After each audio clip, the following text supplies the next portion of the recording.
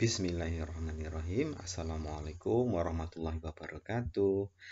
Pak Guru akan melanjutkan materi ya anak-anak. Kita sekarang masuk tema 3, subtema 4, pembelajaran 1.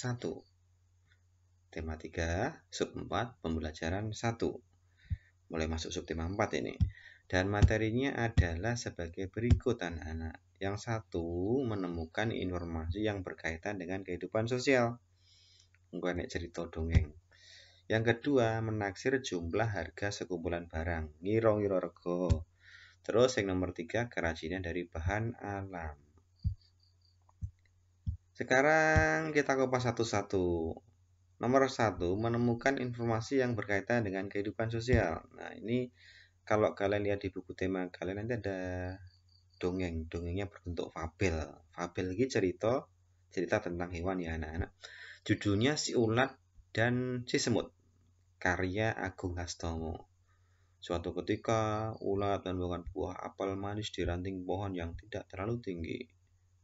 Si ulat lalu berkata, "Wah, apel, nyam-nyam. Pasti rasanya manis, coba dan seterusnya. Nanti untuk kegiatan anak, silahkan dibaca di buku temanya ya, halaman 114 sampai 116. Oke anak-anak, dibaca, dinikmati cerita fabelnya. Apa tadi fabel? Cerita tentang hewan. Nah, setelah kalian baca teks tadi, maka kalian bisa menjawab pertanyaan. Misalnya Pak Guru tekon, mengapa si ulat dan semut bertengkar? Nek kalian mau wis moco, mesti so jawab, karena si semut serakah, tidak mau berbagi makanan dengan si ulat. Misalnya Pak Guru tanya lagi, mengapa akhirnya si ulat dan si semut mau bekerja sama? Ini karena si semut dan si ulat saling menyadari pentingnya kerjasama. Setelah apel yang mereka perebutkan dimakan oleh seorang anak. Tinggal rebutan malah juga wong liya gitu ya. Oke, pesan moralnya apa dari teks dongeng tadi anak-anak? Bisa saja misalnya kita harus bekerja sama, boleh. Kita tidak dapat hidup sendiri, boleh. Semua orang membutuhkan orang lain. Nah, kenapa Pak? Ini kok banyak ya, kalian bisa milih salah satu. Maksudnya pesan moral tuh tidak harus ini atau ini, tergantung cara kalian membaca dan memahaminya. Selama itu sesuai ya betul. Nah, anak-anak ngomong soal ini pesan moral yang ketiga ini ya, semua orang membutuhkan orang lain. Kenapa toh kok kita membutuhkan orang lain? Ya karena manusia itu adalah makhluk sosial. Apa itu makhluk sosial? Manusia tidak dapat hidup tanpa bantuan orang lain. Manusia tidak dapat hidup sendiri tanpa bantuan orang lain. Itulah dikatakan kenapa manusia makhluk sosial. Nah, masuk ke poin kedua anak-anak, menaksir harga sekumpulan barang. Nah, sini perhatikan. Kita bisa mengetahui harga seluruh barang dengan cara menaksir, ngiro-ngiro. Penakhiran berguna untuk mengetahui jumlah harga barang, seluruh barang dengan cepat. Lalu untuk menaksir harga barang, bilangan selalu dibulatkan ke atas. Lah kenapa Pak? Iya nek kowe ngiro-ngiro meh tuku barang, harus dikira-kira ke atas. Nek kira-kiranya ke bawah kok duitnya kurang. Kalau kira-kira ke atas kan uangnya bisa lebih. Jadi gitu ya. Masuk arep tuku barang duitnya kurang kan mending dilebihkan. Nah, perhatikan caranya anak-anak sebagai berikut ya. Nih contoh. Oreo regane 500, donatnya 1.500, terus browniesnya 2.000. Nah, yang terakhir apa iki jenenge? Yang terakhir pokoknya 2.500. Nah, kalau dikira-kira harganya harus dibulatkan ke atas. Ingat, dibulatkan ke atas ya. Oreo nya ya dadekke 1.000, donatnya jadikan 2.000, browniesnya jadikan 2.000. Lah kok tetap Pak? Lah kan ini udah bulat. Ya udah, jadikan 2.000. Lah ini yang 2.500 roti yang terakhir ini ya dibulatkan jadi 3.000. Jadi taksiran harga semua gue ya ini 1.000 tambah 2.000 tambah 2.000 tambah 3.000. Jadinya semuanya 8.000 rupiah. Nah, contoh lagi ini ada beberapa barang ya.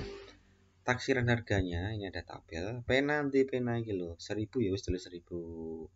Gunting, digunting. Oh 1000 ya wis bulet, tulis 1000. Penggaris 500 Pak saya ganjil, dibulatkan ke atas ya 1000. Leme wis bulet Pak 1000 ya tulis 1000. Kertas gulungi 500 Pak ganjil ya dibulatkan 1000. Jadi gampangannya kalau kalian mau membeli 5 barang ini ya jumlahnya 5000. Bawa uang 5000 nanti kan cukup untuk beli, malah turah kan dikira-kira kan sih supaya lebih. Oke, hasil taksiran jumlah harga seluruh barang tidak jauh dari harga sebenarnya. Jadi ini kan mbok kira-kira mau kan 5000 tuh Cah. Tapi kan harga aslinya ini 500 tambah ini 1500 tambah ini 2500 tambah ini 3500 tambah ini 4000. Nah, harga sebenarnya kan 4000, tapi mbok kira-kira 5000 kan. Maksudnya kan nanti kalian punya turahan 1000, nggak jauh beda. Tapi kalau kalian perkirakan di bawah harga, wah, ini kok 500 cuma 2500, padahal harga sebenarnya 4000 kan kurang begitu. Jadi taksiran itu tidak jauh dari harga sebenarnya, tapi di atasnya.